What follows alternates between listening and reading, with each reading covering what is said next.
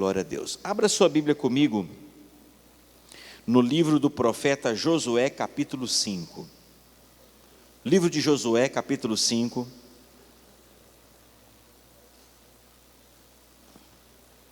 Hoje eu quero compartilhar com vocês, o tema dessa ministração é preparando-se para as conquistas.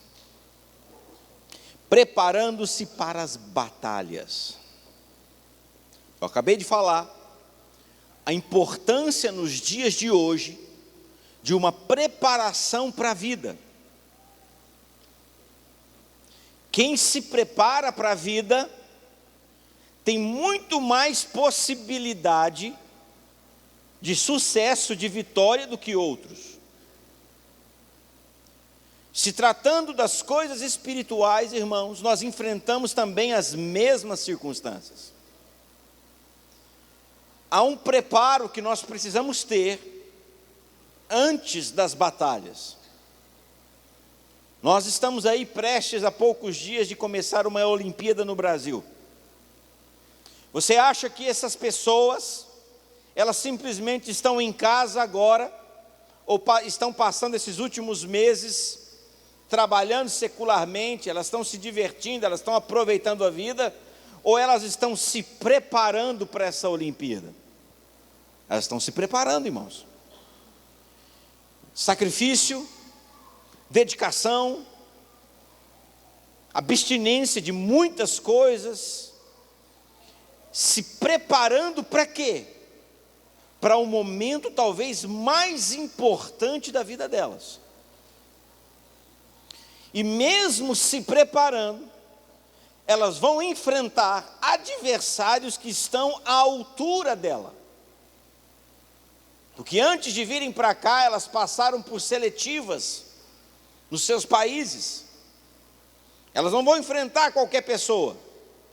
Elas não vão enfrentar qualquer desafiante, não. Pessoas que se prepararam também. E na nossa vida, queridos, nós podemos dizer que é a mesma coisa. Muitas vezes nós não vencemos determinadas guerras, nós não vencemos determinadas batalhas, porque nós não temos nos preparado para determinadas coisas. A vida exige um preparo. Há jovens, há pessoas que não se prepararam para o casamento. Casaram por causa de uma circunstância forçada, por uma obrigação. Ou às vezes, pessoas que se casaram para fugir de casa, pessoas que se casaram talvez por causa de uma gravidez, e elas não passaram por um processo de preparação.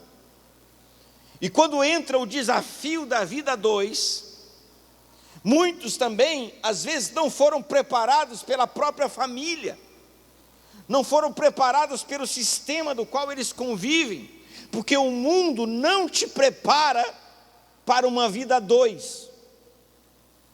Por isso que nós temos a preocupação, irmãos, aqui na igreja, de não só trazer um curso de noivos antes do casamento, mas também preparar os nossos jovens e preparar as pessoas para uma vida a dois. E não só depois, antes de se casarem, mas também depois que se casam. Começam a frequentar as nossas reuniões de casais. Para quê? Para saber o que a vida muda quando vem os filhos. Nós vimos aqui algumas pessoas apresentando suas crianças. Alguns aqui eu não reparei, mas pelo jeito alguns aqui são o primeiro filho. A vida muda depois do primeiro filho. Eu me lembro quando era eu e a Débora, nós morávamos lá no interior de Goiás. Nós saímos no final de semana, não tinha hora para voltar, não tinha compromisso, era só nós dois, a gente comia o que a gente queria, voltava para casa a hora que a gente queria. Aí começaram a vir os filhos, a rotina mudou. E graças a Deus que nós fomos preparados para isso. As pessoas precisam se preparar para uma vida a dois. Precisam se preparar para o casamento. Precisam se preparar para a vida conjugal. E as batalhas espirituais também, irmãos, as coisas espirituais, nós precisamos nos preparar. Porque nós entendemos que muitas vezes esse percurso do início até aquela conquista do outro lado, já falei isso aqui algumas vezes, que o percurso, ele é mais importante do que o destino. Porque é no percurso que você vai aprender como chegar lá e vencer. O treinamento desses atletas que estão se preparando para essa Olimpíada é mais importante do que a prova no dia. Porque ali não existe coincidência, ali não existe sorte ou azar. O que vale naquele dia, quando elas chegam lá, é como elas se prepararam. E a Bíblia relata inúmeras passagens que nos alerta a respeito do preparo que nós precisamos ter para a fé, para as adversidades da vida, para os problemas da vida. Por que as pessoas estão sendo derrotadas? Por que casamentos estão sendo destruídos? Por que famílias estão sendo arruinadas? Porque elas não estão se preparando para os desafios da vida. Josué estava aqui no começo de uma jornada. A missão dele era muito grande, muito difícil. A responsabilidade dele era enorme. Porque ele nada mais, nada menos estava sucedendo um dos maiores homens de toda a palavra de Deus, chamado Moisés. Ele não estava substituindo qualquer líder. Moisés morre, Deus levanta Josué. E o primeiro desafio de Josué foi lutar contra um povo de uma cidade chamada Jericó. Uma cidade que para a época, irmãos, era uma cidade intransponível. Nós estamos falando aqui de mais ou menos 6.000 anos atrás. Hoje uma muralha de pedra não é nada para uma bomba pequena sequer que os exércitos possuem. Mas para aquela época, uma muralha com mais de 3 metros de espessura, numa época que as batalhas eram feitas na flecha e na espada, não havia pólvora, não havia canhão,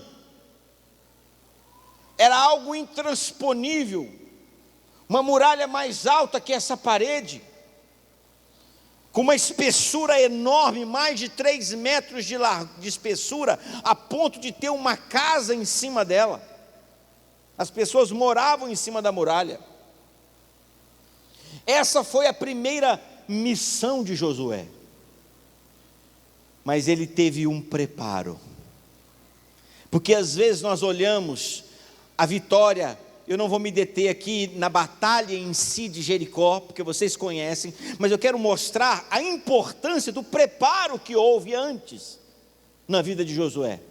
2 coisas fundamentais aconteceram aqui. Olha no capítulo 5, versículo 10. Josué, capítulo 5, versículo 10. Estando, pois, os filhos de Israel acampados em Gilgal, celebraram a Páscoa, no dia 14 do mês, à tarde, nas campinas de Jericó. Comeram o fruto da terra no dia seguinte à Páscoa, pães asmos e cereais tostados. Comeram nesse mesmo dia.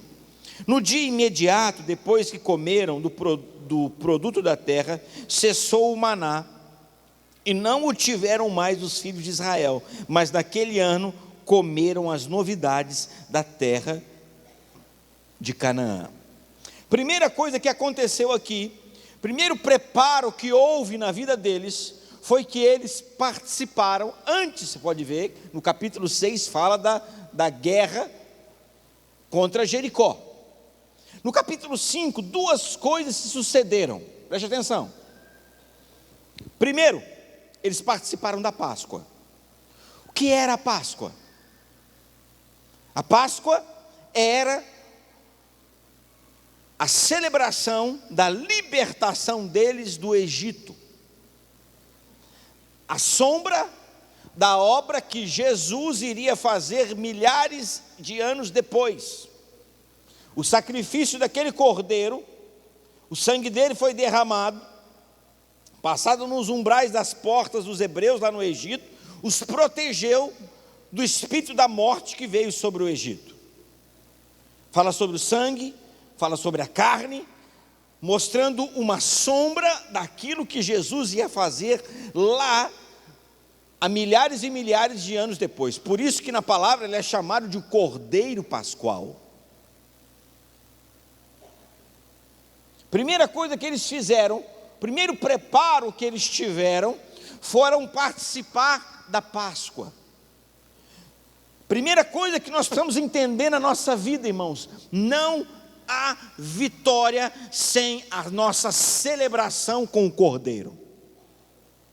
Não há vitória sem o nosso relacionamento, porque só participava da Páscoa aquele que cria na Páscoa, só comia da Páscoa quem acreditava nesses princípios. Eles não tinham a oportunidade que eu e você temos, o privilégio, melhor dizendo, que hoje nós temos de um relacionamento com Deus. Eles não tinham. Deus falava com eles por meio de um homem, por meio de um profeta naquela época, porque o Espírito não era distribuído a todos. Então hoje, o que significa a Páscoa para nós? Se nós queremos vencer esses desafios que nós estamos tendo que vencer, porque existem batalhas, irmãos, que Deus entregou nas nossas mãos, no dia a dia da vida. Mas existem batalhas que nós precisamos de uma estratégia de Deus na nossa vida. Existem guerras que eu e você guerreamos todos os dias, que Deus já te deu graça, Deus te deu sabedoria, mas de tempos em tempos, de vez em quando, se levantam alguns adversários que você olha e você fala assim: meu Deus, essa circunstância não é uma qualquer. Às vezes vem aí uma enfermidade, às vezes vem uma situação familiar, um filho, a esposa, o marido, alguma circunstância que foge ao nosso controle, que foge à nossa condição de simplesmente chegar lá e fazer e realizar. Aqui não era uma batalha qualquer, eles iam lutar contra Jericó, como eu disse, uma cidade fortemente cercada. Olha o capítulo 6, versículo 1, ora, Jericó estava rigorosamente fechada. Era uma batalha muito difícil, aos olhos humanos, irmãos, quase impossível. Como você transpor uma muralha de mais de 6 metros de altura e mais de 3 metros de espessura? Como você tacando flecha lá em cima, tacando pedrada, batendo espada até furar? Que jeito? Impossível humanamente falando, se não houvesse uma intervenção sobrenatural de Deus. As circunstâncias na sua vida, eu sei que você já tentou, você já parou, você já pensou, você já calculou, você já fez as contas, você já imaginou, e você olha e fala assim: meu Deus, isso não tem jeito de mudar. Esse quadro não vai mudar, humanamente falando. Parece impossível essa circunstância ser transformada. Mas aí é nessa hora que o povo de Israel tinha um diferencial. Enquanto muitos povos iam lutar com espadas e lanças, eles iam em o nome do Senhor dos Exércitos, porque eles tinham um Deus que pelejava as suas guerras. Eu quero dizer para você nessa noite: você tem um Deus que luta as suas guerras por você. Você tem um Deus que está do seu lado, que batalha as suas guerras. Porém, é muito importante você entender que você precisa celebrar a Páscoa do Cordeiro na sua vida. O Cordeiro precisa ser morto, mas ele também precisa ser vivo no seu coração a cada dia. A Bíblia não é um livro de mágica. A Bíblia não é um livro de sorte. A Bíblia não é a lâmpada do gênio, que você esfrega ela e de repente você pega, abre ela, e geralmente quando se abre a Bíblia assim, todo mundo só cai nos Salmos, né? Porque abre a Bíblia no meio e os Salmos estão no meio da Bíblia, e você fecha os olhos e manda o dedo ali no versículo e lê aquele versículo ali.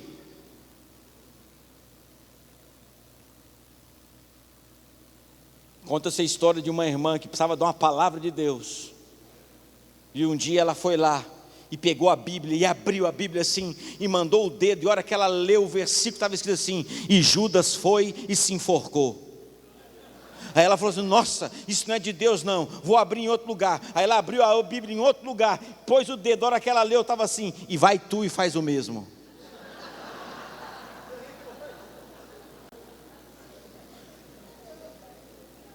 Aí ela desistiu de ficar abrindo a Bíblia como uma caixinha de sorte.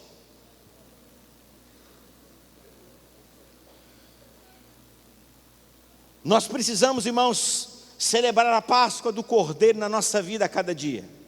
O Cordeiro precisa ser real na sua vida. Não é por vir na igreja 1, 2 vezes por semana ou uma vez por mês que a sua vida vai ser transformada. Faz parte? Faz. O apóstolo Paulo escreveu: não deixemos de congregar, como é costume de alguns. É importantíssimo nos congregarmos, é extremamente importante. Mas não adianta se congregar, se lá dentro do nosso coração, esse Cordeiro Pascual, ele não é uma realidade. Porque quando você tem um relacionamento com Deus, eu tenho falado aqui nas reuniões de oração de manhã, quando você ora, parece que as coisas não estão acontecendo. Quando você ora, quando você busca Deus, há momentos que parece que nada está mudando na sua vida, mas na verdade algo está acontecendo aqui dentro de você. Deus está preparando o seu interior para aquilo que pode acontecer lá na frente. Porque uma das maiores frustrações do diabo, irmãos, uma das maiores tristezas do inimigo, é que ele nunca consegue fazer uma reunião em secreto. Todas as vezes que o diabo se reúne e os demônios se reúnem para armar um plano contra a sua vida, ele pode se esconder aonde ele quiser. Deus está vendo. Ele não consegue fazer nada em secreto contra a sua vida.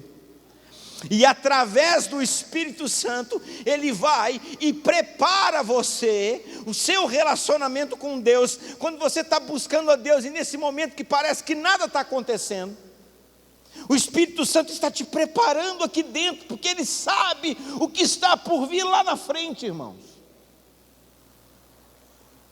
Há coisas da nossa vida que nós não entendemos por que passamos hoje. Há coisas da nossa vida que nós não entendemos, porque Deus está nos preparando lá na frente. Porque é no percurso que nós aprendemos. Guarde isso. O percurso é mais importante do que o destino. Porque é nele, é no percurso que você vai aprender a respeito das coisas da sua fé. O que eu guardo hoje na minha vida são coisas que eu aprendi no decorrer do caminhar. Foram os sofrimentos, foram as dificuldades, foram as circunstâncias contrárias que me levaram a determinadas práticas, que me ensinaram, queridos, a caminhar. Porque muitas vezes nós estamos baseando a nossa vida apenas nas circunstâncias que estão ao nosso redor. E Deus muitas vezes Ele não está muito preocupado, ou vou dizer, Ele não está nem interessado em mudar a sua circunstância, porque Deus está vendo que o problema não é a circunstância, o problema é você. E se Deus não está mudando a circunstância, pode ter certeza de uma coisa, é porque Ele está interessado em usar a circunstância para mudar você. E quando a gente não entende isso, a gente fica lutando, irmãos. A gente fica lutando, desesperado. É como uma criança pequena, que você quer levar ela para tomar uma vacina, E ela vai, ela finca o pezinho no chão, mas o pai, a mãe está segurando muito mais forte que ela, e ela vai escorregando, e o pai e a mãe vai puxando, ela vai escorregando, e vai chorando, e vai gritando. É uma luta desnecessária, porque no final da história, o pai e a mãe vai vencer ela. Mas é para o bem dela. Agora, na cabecinha dela, ela jamais vai entender que aquela agulha dolorosa, que vai entrar no seu popô, se vai entrar no seu bracinho, aquilo é para o bem dela. Ela jamais entende aquilo. Meu filho, você está tomando uma vacina, é que vai colocar um bichinho ali, que esse bichinho vai combater o outro bichão que vai entrar, e não vai deixar você ficar doente. Ela não entende isso, ela só está preocupada com a dor da injeção. Assim somos nós, irmãos, muitas vezes. Nós estamos apenas preocupados com a dor do momento, da circunstância que nós estamos passando. Nós não entendemos que Deus está trabalhando conosco por causa de um propósito. Deus tem um propósito na sua vida, Ele está trabalhando o seu coração em prol desse propósito. Ele está te preparando hoje para aquilo que tem lá na frente. Então a primeira coisa, se nós queremos vencer as batalhas, nós precisamos entender que nós precisamos ter o Cristo, o Cordeiro Pascual, celebrarmos, comermos do pão e bebermos do seu sangue. A palavra e o sangue de Cristo precisa ser uma realidade dentro de nós. Foi o preparo de Deus aqui para Josué. Segunda coisa que aconteceu com Josué, capítulo 5, versículo 13.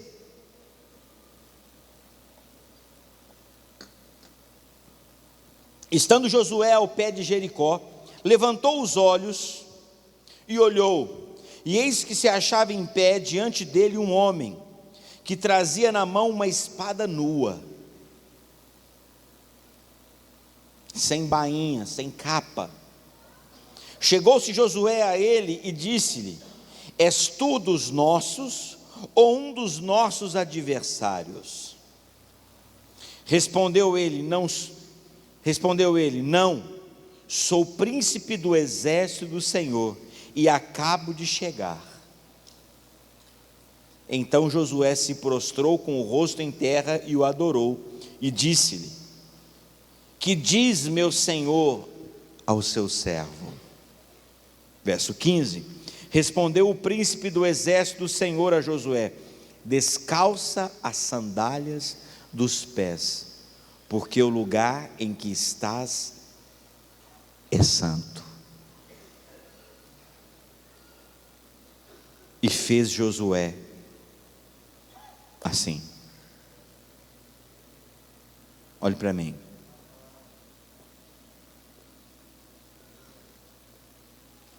Primeira coisa, o cordeiro precisa ser vivo dentro de você. O cordeiro precisa ser uma realidade na sua vida. Nós não estamos ensinando você a ter uma religião.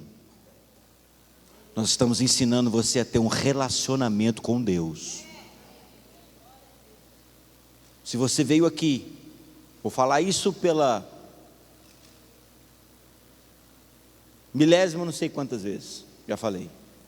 Se você veio aqui pensando em mudar de religião, eu deixei de ser isso que eu era, agora eu sou isso. Você está no lugar errado, porque nós não vamos ensinar você a ter uma religião. Porque Jesus nunca veio a essa terra para estabelecer uma religião. Jesus veio aqui para estabelecer um estilo de vida.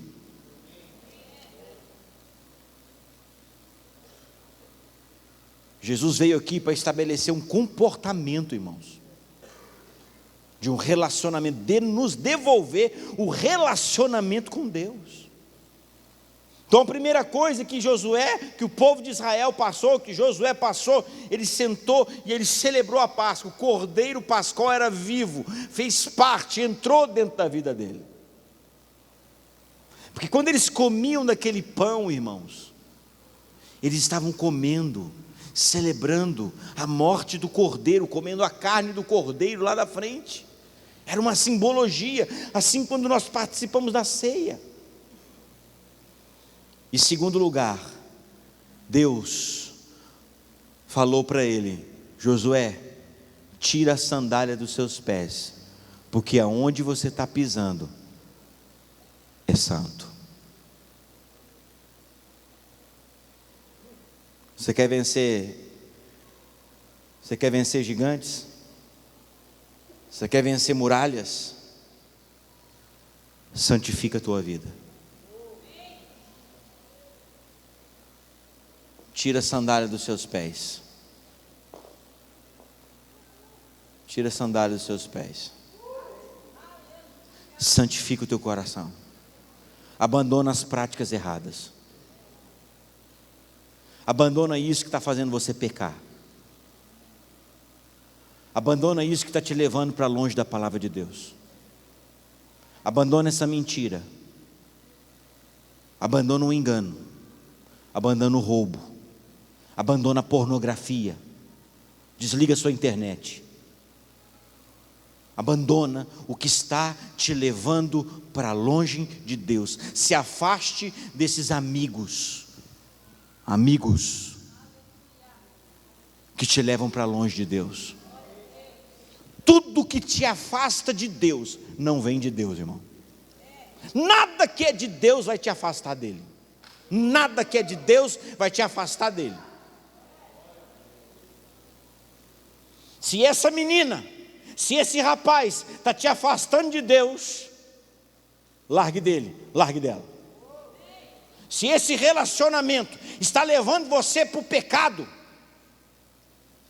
você está transando com ela, e vocês não são casados, larga essa menina, larga esse rapaz, porque ele não merece você e você não merece ela.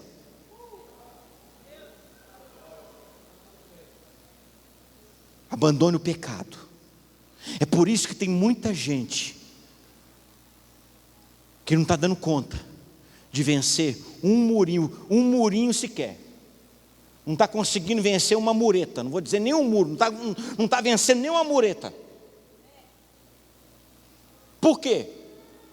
Vem na igreja, busca a Deus, ora, mas não se santifica. Não abandona o pecado. Deus falou assim: Josué, tira a sandália dos seus pés, porque onde você está pisando é terra santa.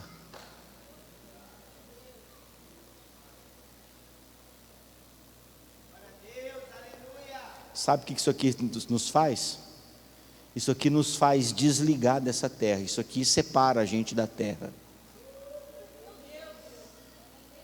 Por isso que muitas vezes na Bíblia, você vai falar, você vê Deus falando assim para eles: tira a sandália dos seus pés. O que tem a ver? Tirar a sandália do pé? Pisar no chão?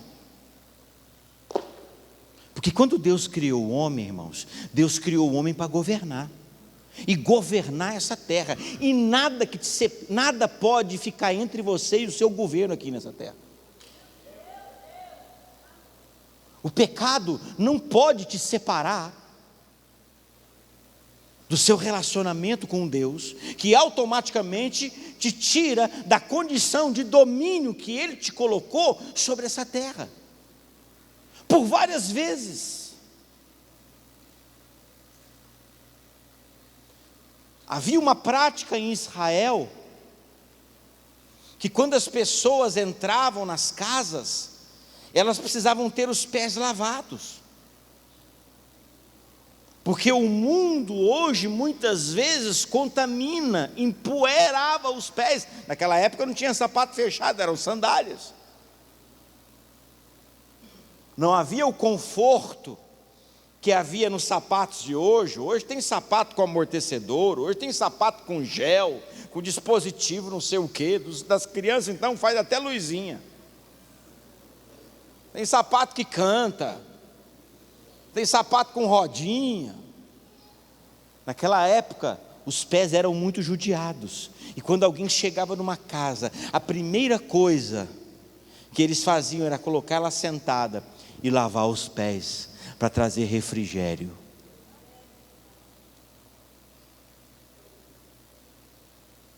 Se queremos vencer determinadas guerras, irmãos, se queremos vencer determinadas muralhas, nós precisamos entender que nós precisamos santificar o nosso coração. Onde você tem colocado suas mãos? Aonde você tem colocado seus olhos? Onde você tem colocado seus pés? Onde você tem pisado, irmão? Onde você tem colocado sua boca? Onde você tem colocado sua língua? Onde você tem colocado, irmão? O que você tem feito? Depois que Josué fez isso, a princípio, parecia algo muito simples, mas depois que Josué fez, versículo 15, o finalzinho, diz assim: e fez Josué assim.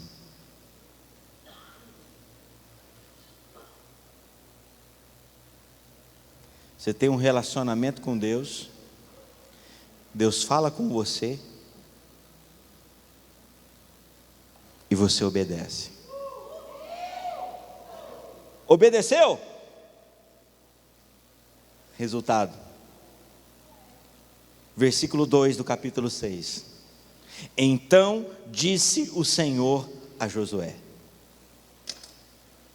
você tem um relacionamento com Ele, você tem Ele vivo na sua vida, Ele fala que você precisa abandonar essas coisas, que você precisa santificar, tira a sandália dos seus pés, você obedece, Ele vem e fala com você. E aí, meu querido, e aí, minha querida, é por conta dele a partir de agora. Então disse o Senhor a Josué: olha, entregarei na tua mão Jericó, o seu rei e os seus valentes. Verso 3: vós, pois, todos os homens de guerra, rodeareis a cidade, cercando-a uma vez, assim farei por 6 dias. 7 sacerdotes levarão as 7 trombetas de chifre de carneiro diante da arca. No 7º dia rodeareis a cidade 7 vezes, e os sacerdotes tocarão as trombetas. E será que, tocando-se longamente a trombeta de chifre de carneiro, ouvindo voz o sonido dela, todo o povo gritará com grande grita, e o muro da cidade cairá abaixo, e o povo subirá, cada qual em frente de si. Meu Deus, eu ficaria aqui 3 horas falando só sobre isso aqui, mas eu preciso resumir aqui, porque aqui dá um monte de coisa, cada dessas trombetas, sacerdote, essas coisas, isso aqui é uma infinidade de situações. Mas deixa eu me deter aqui numa coisa. Você tem um relacionamento com Deus, você se envolve com Ele, Ele deixou de ser uma religião, um Deus distante, Ele se tornou algo vivo, algo prático na sua vida. Ele se manifesta a você, fala com você, porque aqui foi um anjo. Hoje você não precisa ter a visão. Josué teve a visão de um anjo. Hoje você tem um Espírito que habita dentro de você. Você tem um anjo chamado Espírito Santo que vive dentro de você. E ele vai falar com você. Ele vai ministrar no seu coração o que você precisa fazer. Aquela hora que você fez aquela coisa, aquela hora que você pôs a mão onde não tinha que pôr, você pisou onde não podia pisar, você falou o que não devia falar, ou ouviu o que não devia ouvir, o anjo vai falar com você. E a resposta que nós damos à voz desse anjo vai determinar o que vai acontecer no nosso futuro. Porque se Josué tivesse ficado do mesmo jeito, a consequência da vitória de Josué estava aqui, no final do versículo 15: e fez Josué assim. Por isso que Jesus sempre nas suas ministrações ele dizia: quem tem ouvidos para ouvir, de novo, quem tem ouvidos para ouvir, porque tem gente que tem ouvido, mas não ouve. Nós estamos falando aqui 1.475.000 vezes, não ouve. Já está na igreja há não sei quantos mil anos, ouve, mas não ouve. Ouvido é para ouvir, irmão. Às vezes tem hora que dá vontade, devia ter um só, né? O problema de alguns é que tem dois, entra aqui e sai por aqui. Tinha que entrar aqui, tampar um de um lado, pelo menos descia para baixo, subia para cima, fazia alguma coisa, subia para cima, né? Descer para baixo é bom também. Subir para cima melhor ainda.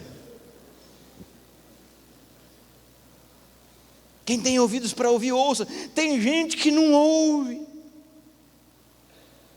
Tem marido que não ouve, tem mulher que não ouve, tem filho que não ouve. Você está falando, meu filho, minha filha, para de ser goteira na cabeça do seu marido, para de ser rixosa, homem, para de ser bruto que nem uma porta, para com essa brutalidade, para com essa grosseria, para com essa insensibilidade, mulher, para de ser desse jeito. Mas não ouve, não ouve, não ouve. Meu casamento não muda porque você não ouve. Minhas finanças não mudam porque você não ouve. Essa área não muda porque você não ouve. Porque se ouvisse e obedecesse, mudava. Tudo dependeu de Josué. Deus falou para ele: celebre a Páscoa. Ele celebrou. O anjo apareceu para ele. Ele a princípio pensou, não entendeu, assustou. Você é inimigo ou você é dos nossos? Você é adversário ou você é dos meus? Não, eu sou enviado da parte de Deus. Se prostrou, adorou. O Senhor deu o recado: tira as sandálias, porque onde você está pisando é terra santa, e você precisa se santificar também, Josué. Santifica o povo. Você vai ver lá na frente, eles venceram Jericó, uma batalha enorme, e depois perderam Pai, que foi um povinho desse tamanhozinho aqui, ó. Perderam Pai, sabe por quê? Por causa de um camarada chamado Acã, mas isso é outra história. Querido, quando nós abrimos o nosso coração, e deixamos o Senhor entrar, e deixamos a palavra ser real, e nós nos santificamos, Deus vai nos dar a direção daquilo que nós temos que fazer. E Deus falou assim para ele: olha, vocês vão rodear a cidade por 6 dias, calado. No 7º dia, vocês vão rodear a cidade por 7 vezes. Nos 6 dias era uma vez só, mas no 7º era 7 vezes. E depois que rodear a 7ª, os sacerdotes vão tocar a trombeta e o povo vai gritar. Eu não tenho certeza, mas eu acho que foi aqui que nasceu aquele provérbio popular: ganhou no grito. Eu acho que foi aqui, não sei, porque essa aqui pensa numa vitória que foi no grito, literalmente.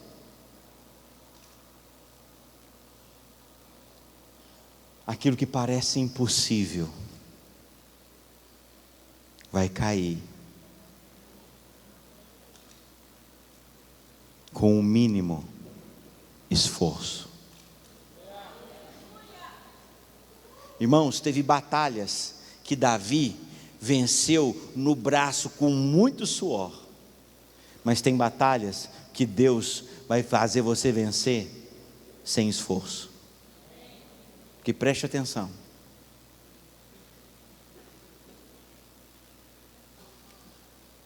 Os alvos Muitas vezes as batalhas mais difíceis são as batalhas de alvo pequeno.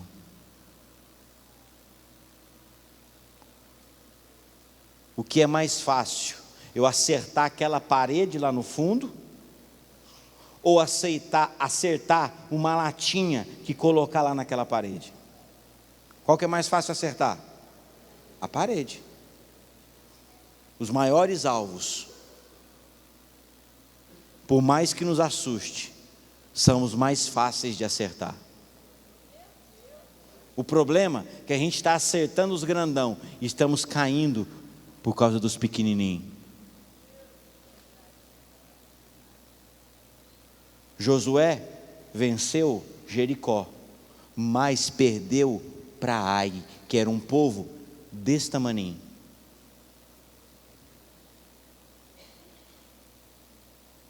Cuidado com a sua vida, guarde o seu coração, põe em ordem a tua casa, põe em ordem a tua vida, corrige os teus caminhos, abandona essas coisas que você tem feito de errado, meu irmão.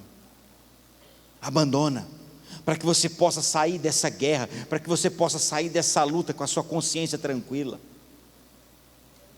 Vem para a igreja, ouve a palavra, amanhã vai lá e faz tudo errado lá.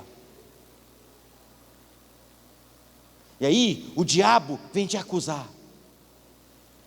Aí você volta no próximo domingo, Deus fala com você, o anjo aparece para você, Deus fala com você, você sai daqui disposto, aí chega lá na segunda-feira, faz tudo errado de novo. Até que muitos o diabo convence a abandonar a fé.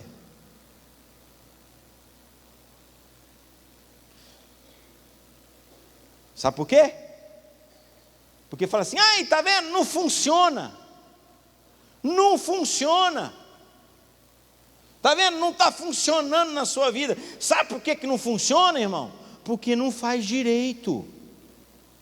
Não faz direito.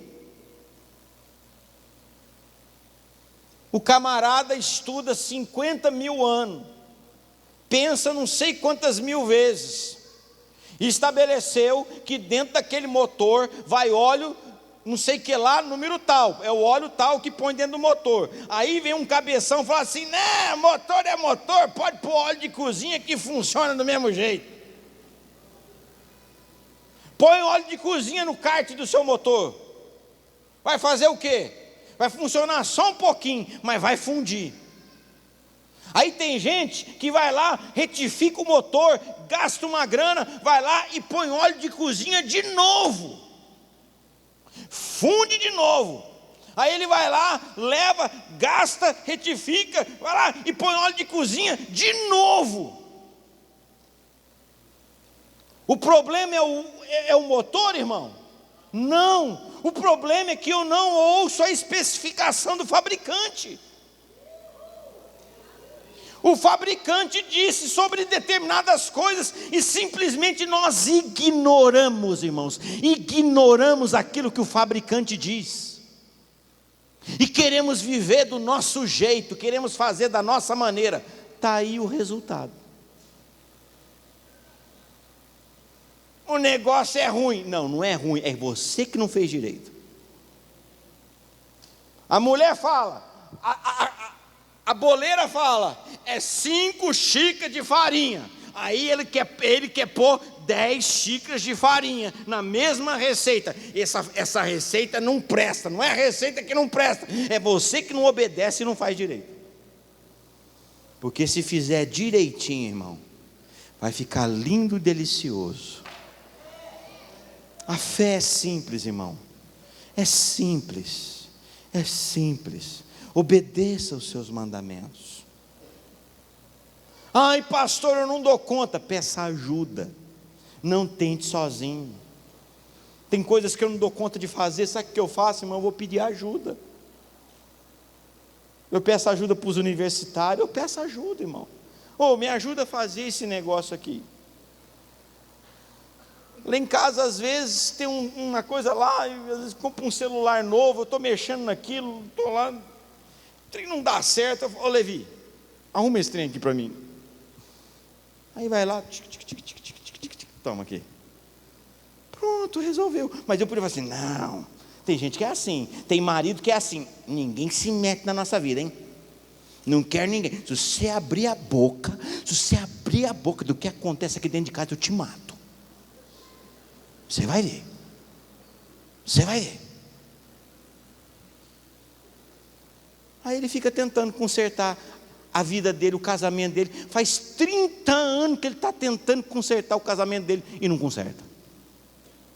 E você acha que ele vai consertar nos próximos 30 anos, irmão? Vai não. Por quê? Porque não pede ajuda. Deixa o Espírito Santo te ajudar, irmão. Deixa a palavra te ajudar. Deixa as pessoas que têm essa palavra te ajudarem em qualquer área da sua vida. Obedeça os mandamentos. Obedeça os princípios. Tenha um relacionamento com o Cordeiro. Santifica a sua vida. Abandone essas práticas erradas. Pastor do céu, se eu abandonar as práticas erradas, eu tenho que abandonar minha vida. Pois é, isso mesmo.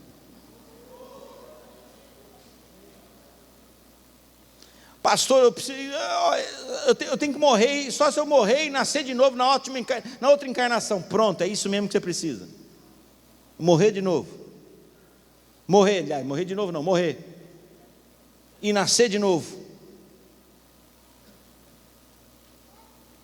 Só que não é morrer aqui, irmão. É morrer aqui, ó. É aqui no nosso coração. E deixar Cristo nascer dentro de você.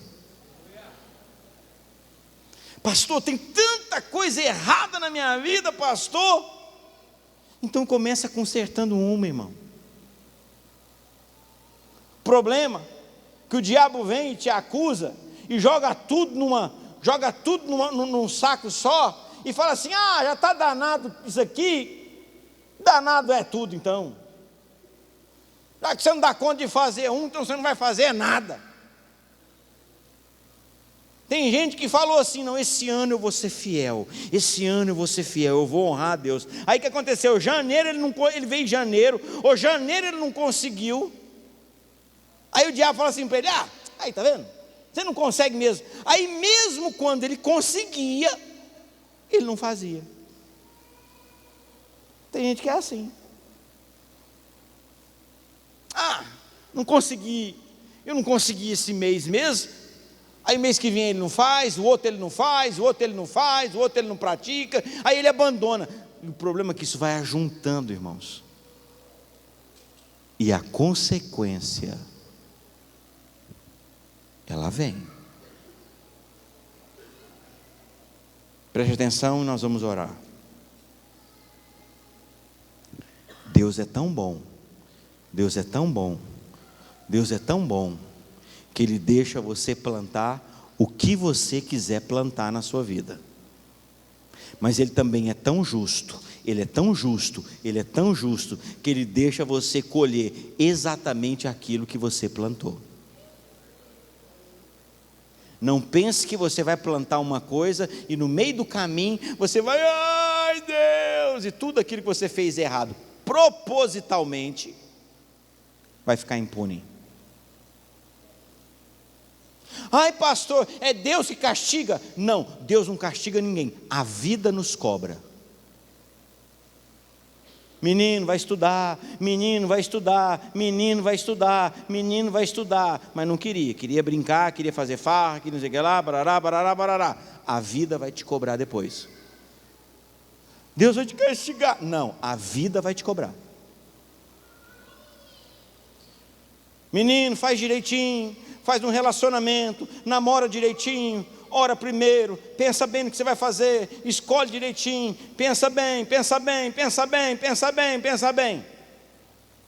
Não orou, não buscou, não pensou, a vida vai te cobrar. Não reclame do marido que você tem hoje, não reclame da mulher que você tem hoje, porque foi ela que você escolheu.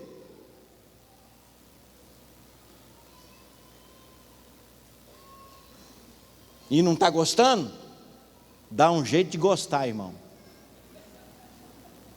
Não põe culpa em ninguém não, foi você que escolheu. Não foi enganada não.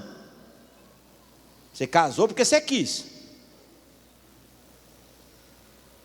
Você não foi igual minha avó, não.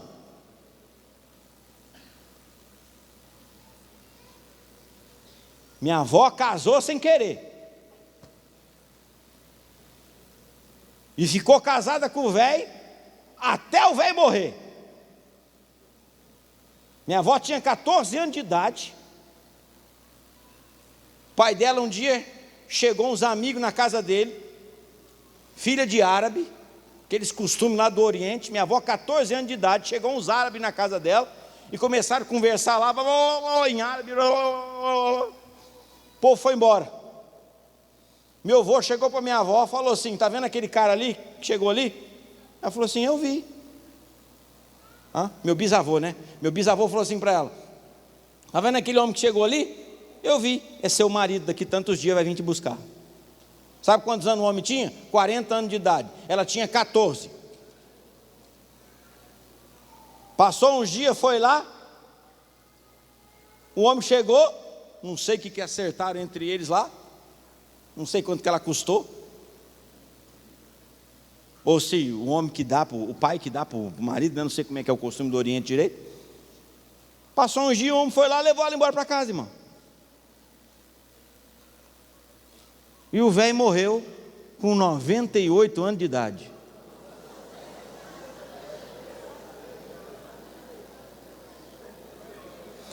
Pensa num bicho ruim. Aumenta mais um pouquinho.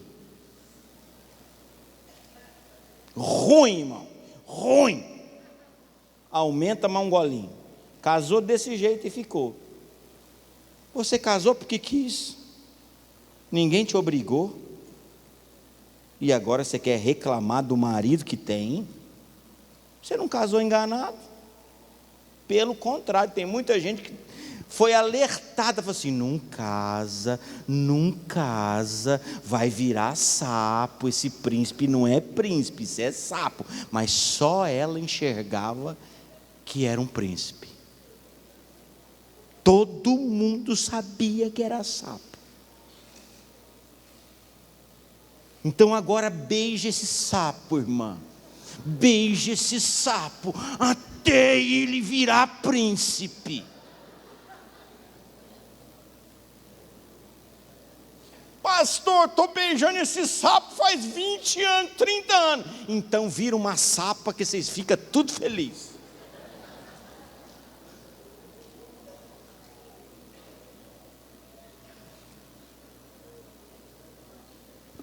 O xereque não virou príncipe, a mulher falou assim: então tá bom, vou virar a Fiona também.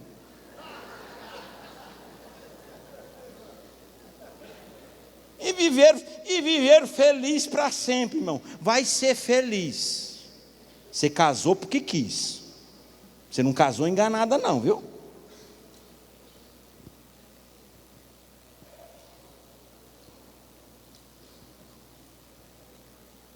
Então, se obedecer, irmão, se obedecer, vai dar certo. Amém? Não há muralha, não há gigante que não possa cair se você ouvir a voz do Espírito Santo. Entregarei nas tuas mãos essa cidade. Obedeceram, gritaram, a muralha caiu, tomaram posse. Amém? Vamos ficar em pé, vamos orar.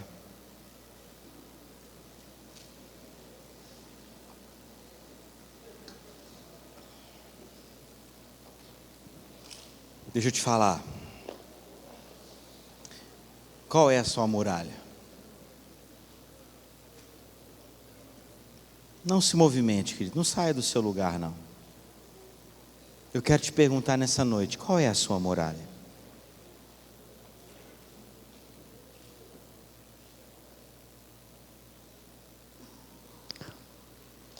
Tenha um relacionamento com o Cordeiro. Coloca a sua vida nas mãos dele. Santifica o teu coração. Santifica a tua vida. Abandona aquilo que está te fazendo pecar. Abandona.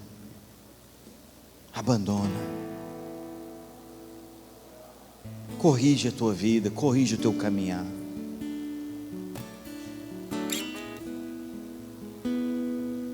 A Bíblia cansa-nos em nos dizer: filho meu, atende aos meus conselhos.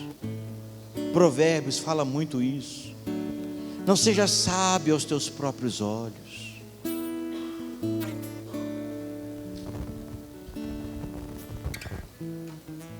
Busque ajuda. Quantas vezes eu cheguei para o Gustavo, que é advogado, e falei assim: Gustavo, como é que funciona isso? Aí você é o sabidão para saber de lei, irmão.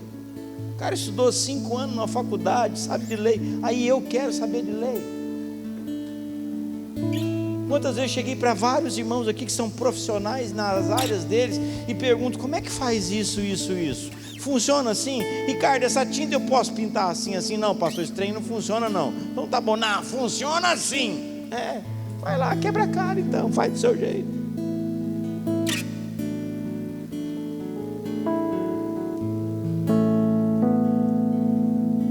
Deus nos colocou como família para nos ajudarmos mutuamente, irmãos. O corpo tem essa finalidade: se ajudar. Coloque em prática esses princípios. Tem 10 coisas para consertar. Pastor, olha, se eu for enumerar, eu tenho um monte de coisa para consertar. Pois é, mas o que você vai fazer? Então conserta uma hoje.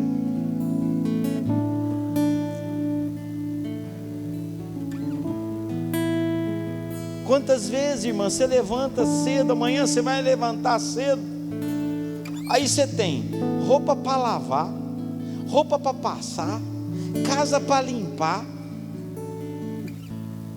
quintal para lavar, tarefa de menino. Você tem uma lista, aí você fala: meu Deus, quanta coisa. Aí você fala assim: quer saber de uma coisa? Se tivesse uma só eu ia fazer, mas já que tem um monte, vou fazer nada. Você faz assim? Não, né? Você não vai lá e faz uma, depois faz outra. Às vezes faz até algumas ao mesmo tempo. Está fazendo comida e corrigindo tarefa de menino. Está errado isso aí, está errado. Não é assim? Mas você não faz. Porque se você olhar as coisas que tem para fazer, a quantidade de coisas, e achar aquilo impossível e não fazer nada, nada vai acontecer, irmão. Não vai descer um anjo do céu e limpar a sua casa. Assim também é na vida espiritual, querido. O que está precisando mudar? O que você precisa mudar no seu casamento? O que você precisa mudar como marido? O que você precisa mudar, querida, como esposa? Pastor, eu sou muito seco. Pois é, começa a dar um beijinho nessa mulher, pelo menos um beijinho por dia. Umzinho.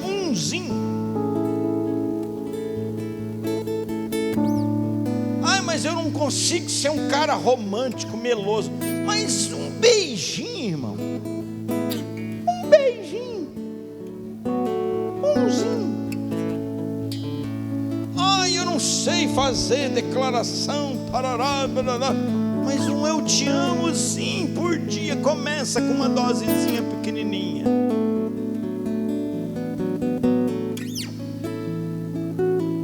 Deixa de ser essa porteira seca que você tem sido, irmão.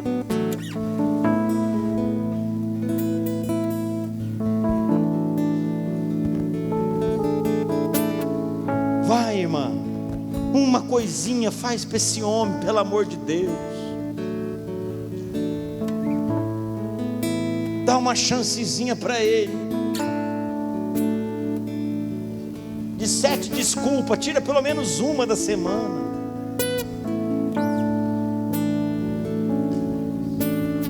Começa com uma.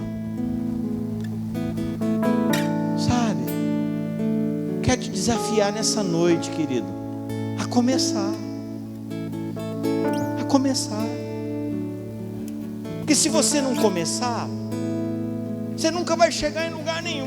Porque para mim chegar lá do outro lado, irmão, nossa, está tão longe. Tudo começa com o primeiro passo. Hoje eu estava vindo com o Gustavo no carro aqui na reunião. Estava falando com ele, uma coisa de cada vez, né? Ai, como é que eu vou vencer na minha vida? Não se preocupe em vencer na sua vida. Pense em vencer hoje. Hoje. Pense em ser melhor. Ai, para de sofrer. Jesus diz assim, ó, basta o seu dia, o seu próprio mal, irmão. Se um dia já tem bastante, imagina se eu juntar uma vida inteira. Aí, confesso, é insuportável, ninguém consegue. Mas hoje eu consigo. Hoje eu posso. Hoje eu posso. Amanhã é amanhã. Hoje eu posso. Eu não consigo muito tempo ser esse homem que o senhor está falando, pastor. Mas seja hoje. Hoje eu estou te pedindo. Aí amanhã, seja amanhã. E vai dia a dia. Então eu quero que você nessa noite saia com isso no seu coração. Tome uma atitude hoje. Tome atitude hoje. Tira as sandálias dos seus pés. Santifique essa área na sua vida. Saia daqui disposto a mudar essa área. E uma área então. Dê um passo. O que você não pode é simplesmente sair daqui, entrar aqui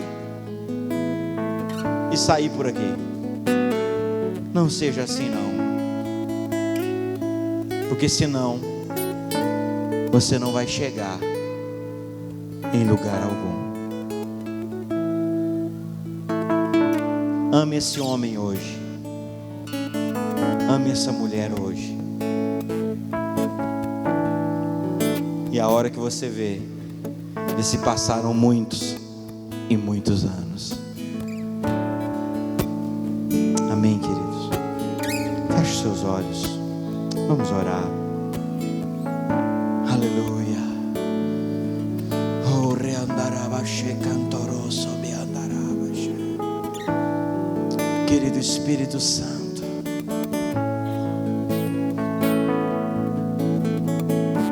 querido Espírito Santo de Deus,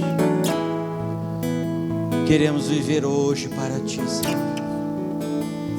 Queremos viver hoje para Ti, Senhor. Senhor, entregamos a nossa vida hoje nas Tuas mãos. Entregamos a nossa casa, o nosso caminhar hoje.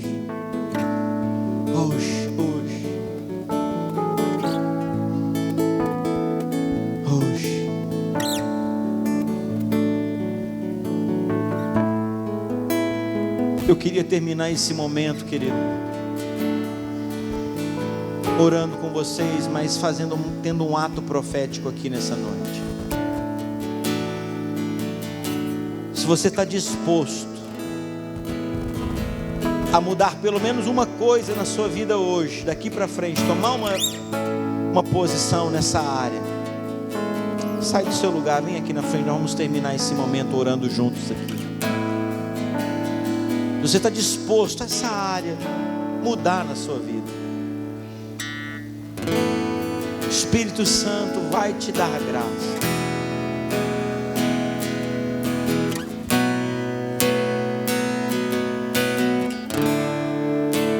Pode vir bem para frente, vem bem para frente para os irmãos poderem se achegar. Sai da tua tenda, ó filho meu. Tome uma decisão hoje.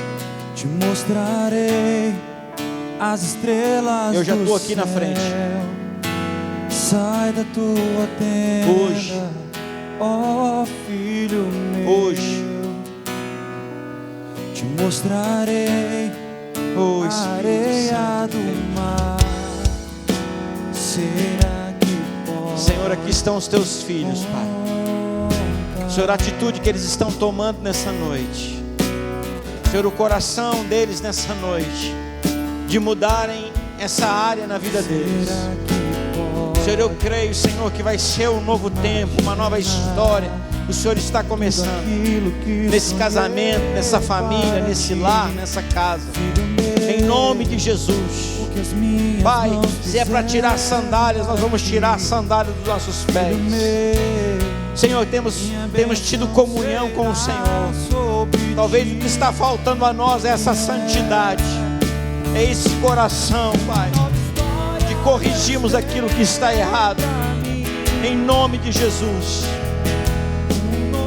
Senhor, eu oro pela vida dos meus irmãos, das minhas irmãs. Senhor, que eles saiam daqui decididos nessa noite, ao tomarem essa decisão, ao darem esses passos de fé, que o Senhor os ajude, que o Senhor os capacite. Aquela vitória, aquela batalha, aquela guerra era impossível para Josué e para Israel, mas o Senhor foi com eles. O Senhor deu-lhes uma palavra, e essa palavra os fortaleceu. Assim eu creio que a atitude que eles estão tomando nessa noite, Senhor, vai transformar a vida deles, Pai. Esse primeiro passo de fé que eles estão tomando, Senhor, eu peço que o Senhor os guarde, que o Senhor os abençoe. Leve-os debaixo da tua paz, debaixo da tua proteção. Abençoe a semana, abençoe esses pés, abençoe essas mãos, esses olhos, esses ouvidos, as palavras de cada um deles, aonde eles estiverem, que a presença do Senhor esteja ali. Guarda cada um. Muito obrigado. Abençoamos esse mês de julho, Senhor, que possamos viver a cada dia vivemos ele para o Senhor. Em Cristo Jesus nós te pedimos. Amém, amém e amém. Dê um aplauso ao Senhor.